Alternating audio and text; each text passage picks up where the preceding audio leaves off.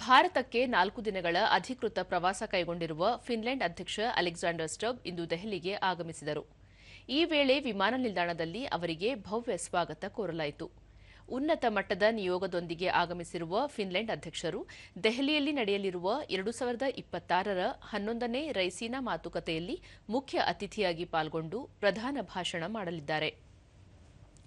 ಇದೇ ಮೊದಲ ಬಾರಿಗೆ ಭಾರತಕ್ಕೆ ಭೇಟಿ ನೀಡಿರುವ ಅಲೆಕ್ಸಾಂಡರ್ ಸ್ಟಬ್ ಅವರು ಪ್ರಧಾನಿ ನರೇಂದ್ರ ಮೋದಿ ಅವರೊಂದಿಗೆ ದ್ವಿಪಕ್ಷೀಯ ಮಾತುಕತೆ ನಡೆಸಲಿದ್ದಾರೆ.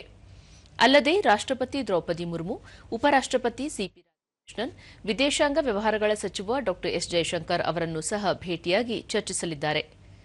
ಮುಂಬೈಗೆ ಭೇಟಿ ನೀಡಲಿರುವ ಫಿನ್ಲೆಂಡ್ ಅಧ್ಯಕ್ಷರು ಮಹಾರಾಷ್ಟ್ರದ ರಾಜ್ಯಪಾಲರು ಮತ್ತು ಮುಖ್ಯಮಂತ್ರಿ ಅವರೊಂದಿಗೆ ಮಾತುಕತೆ ನಡೆಸಲಿದ್ದಾರೆ. ಭಾರತೀಯ ಉದ್ಯಮ ವಲಯದ ನಾಯಕರೊಂದಿಗೆ ಸಂವಾದ ಹಾಗೂ ಭಾರತ ಮತ್ತು ಫಿನ್ಲೆಂಡ್ ಉದ್ದಿಮೆದಾರರ ಸಭೆಯಲ್ಲಿ ಪಾಲ್ಗೊಳ್ಳಲಿದ್ದಾರೆ. ಇದಲ್ಲದೆ ಮುಂಬೈ ವಿಶ್ವವಿದ್ಯಾಲಯ ವಿದ್ಯಾರ್ಥಿಗಳನ್ನು ಉದ್ದೇಶಿಸಿ ಮಾತನಾಡಲಿದ್ದಾರೆ.